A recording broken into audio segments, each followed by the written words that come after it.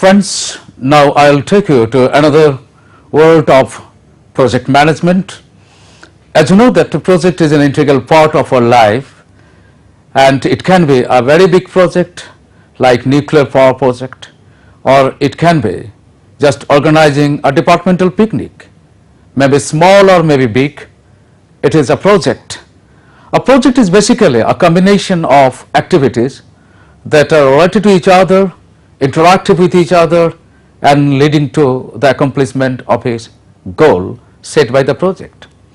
Technical feasibility study of a project is the most important and crucial because it dictates and determines the quality of the project and the possibility of the success of the project. Let's see how we can go for studying the technical feasibility. Now, what are the objectives of this project feasibility study? At the end of this unit, we will be able to understand the various factors considered in technical analysis, explain the factors affecting the selection of location. You can know about the government incentives. You can understand the criteria for technology selection, explain the importance of capacity planning and cost capacity relationship, and last not the least, that is understand the relationship between break-even quantity and capacity. Now, let's see what are the factors considered in the technical analysis. Then one after another we will keep on moving. It has got the technology selection component, it has got the location selection, it has got managerial selection, market selection, utility selection, capacity planning and scheduling. These components are coming together and interacting with each other ultimately to decide on what could be the quality of the technical feasibility.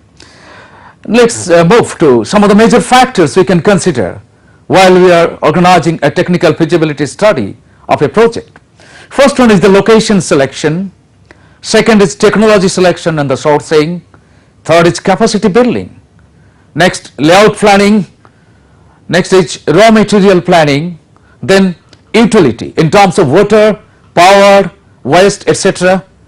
And next is government incentives consideration, and last one is scheduling implementation. So I am repeating it: location selection, technology selection and sourcing, capacity planning, layout planning, raw material planning, utility in terms of water, power and waste disposal, government incentives considerations and scheduling implementation. Factors affecting selection of the location. Now, just one after another. While we are talking about project site selection, very much important. It is a strategic decision because while you are just going to create a project, implement a project, then you have to take care of whether the location is just on dot. Let's see what are the important criteria that is impacting on selection of the location. The site, suitability and cost of the land, the suppliers, the market proximity, it is very much important whether it is closer to the market, infrastructure, whether there is an infrastructural facilities around, labor availability, whether that location is surrounded with the cheap sources and efficient labor forces, political and social environment. There must be a congenial, compatible, congenial labor and social environment, political and social environment. Any kind of political and social entropy will mar the prospect of whatever may be the greatness of the project. The site selection is very much important. Government support is essential, and that government policy support already I have discussed. Another important thing is that environmental regulation that is coming under clear consideration while you are selecting the location, whether it is going to impact on the surrounding ecology, that is whether it is going to create a pollution in the surrounding area, inviting certain deleterious impact on public health and so on. Now let's consider what are the government incentives there. It is special economic zone and EOU, etc. Considering the need to enhance foreign investment and promote exports from the country, the government of India has introduced various types of special incentives and benefits to export processing unit, it is called EPS, EOU, export oriented units, and SAGE, that is special economic zones. It has got a special condition which are as follows. So three things are very much important so far as government incentives are concerned. One is EPS, Export Processing Unit. Second is EOU, that is Export Oriented Units, and third is SAGE, Special Economic Zone. Now EPS and EOU incentives, you know that what we are talking about. What are these incentives? First one is duty free imports of capital goods, that is more important. Duty free imports of capital goods, raw materials and consumables. Second is exemption from central excises, that is more important, exemption from central excises. Third is exemption from sales tax and electricity duty. Fourth is income tax holiday for 5 consecutive years during first 8 years of operation. 5 consecutive years of tax holidays, very much important. And the next is terms finance available at subsidized interest rates. And last one is fully owned foreign company can invest in South zones. So that is how these are the kind of incentives, government incentives that are playing very much important role in the ushering of the project implementation, project creation and selection of the location. Necessary conditions are units should be predominantly export oriented, that is more important. Second is that minimum value addition should be there, it is 30%. So export zone to be created, but one condition is that you have to add 30% of value addition there, that is the minimum requirement. Now what is the SAGE and its incentives? Let us see. That is the SAGE, Special Economic Zones, are specially delineated enclaves treated as foreign territory for the purpose of industrial services and trade operation, with relaxation in custom duties and a more liberal regime in respect of other lives, foreign investment and other transactions. Second is that domestic restriction and infrastructural inadequacies will be removed in the special economic zone to create an internally benchmarked environment for business transactions and operations. Government of India guidelines suggest that SEZ can be developed in the public, private or joint sector domains or by the state governments.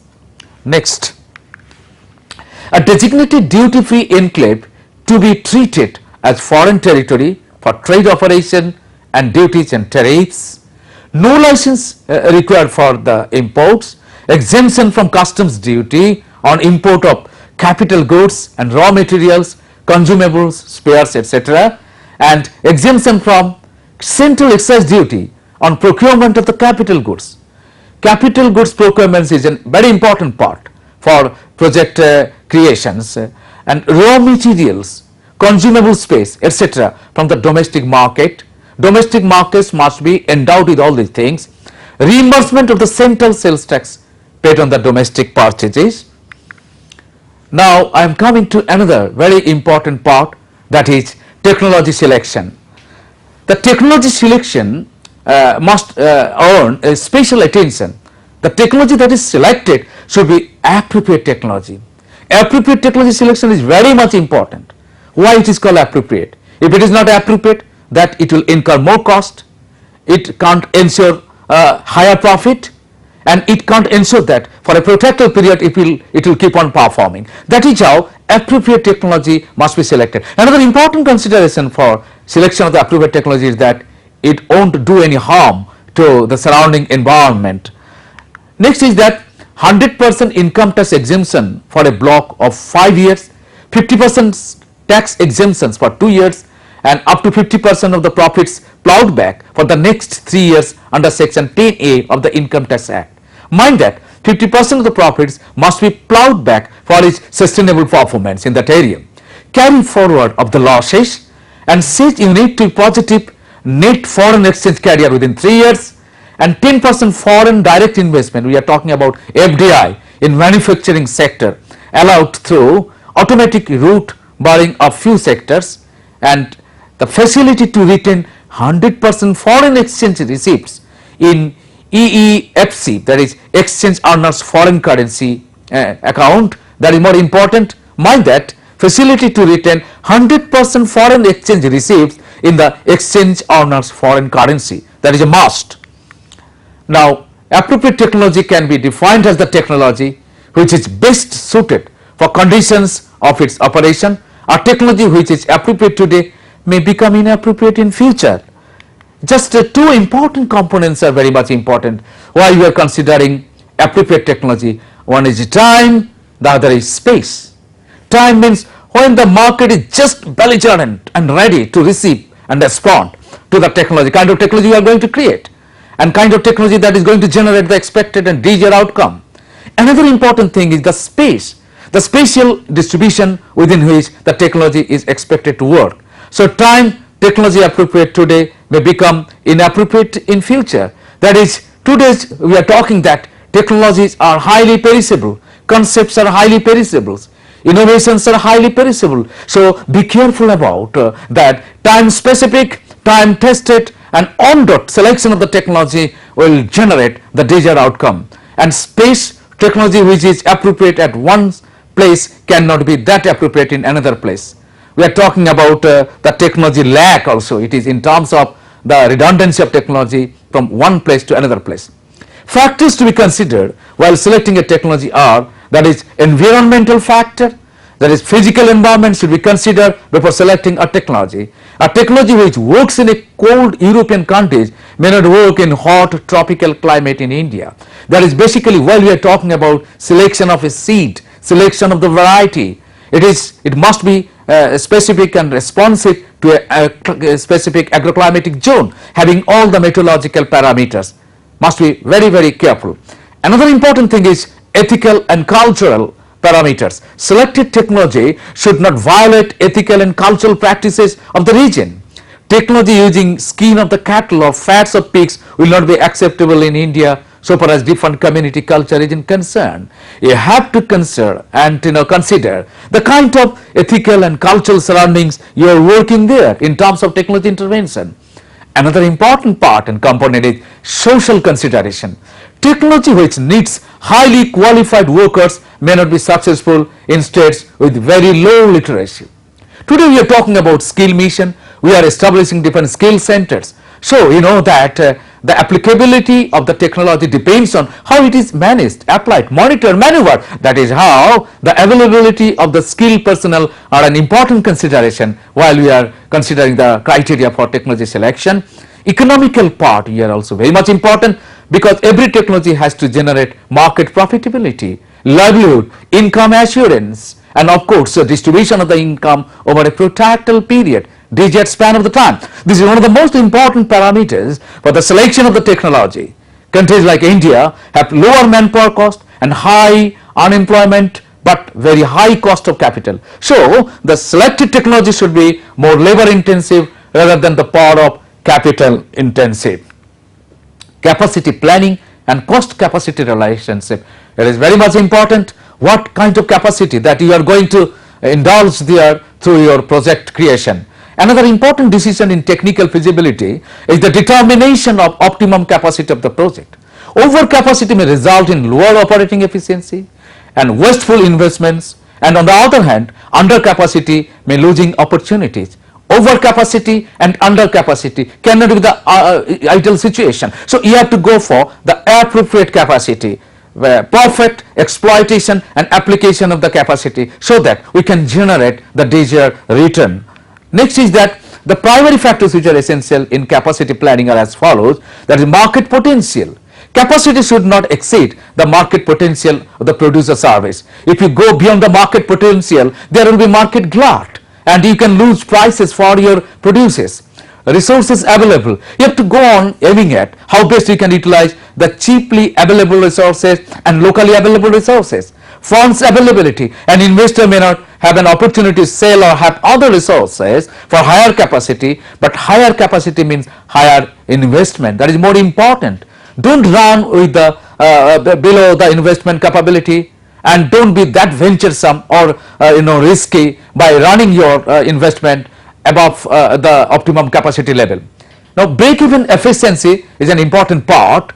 Installed capacity should not just exceed the break-even quantity, but should be at least 2 to 2.5 times the break-even capacity, so that break-even efficiency at least 40 to 50%, leaving a good chance for the organization to earn. Now secondary factors are, that is the legal rules are there. all the majority of the products and services are delicensed, still there are restrictions on the production of a few goods and services. Competitors analysis, higher capacity creates an opportunity for return to sell.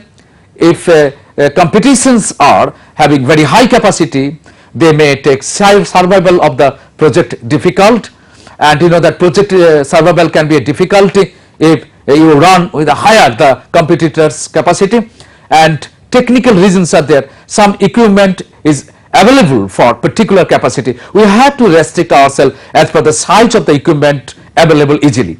For a that meat processing unit, the separators are available for the capacity 80 metric ton per day or 160 metric ton per day, and so a planner should either choose capacity 80 metric ton per day or 160 metric ton per day.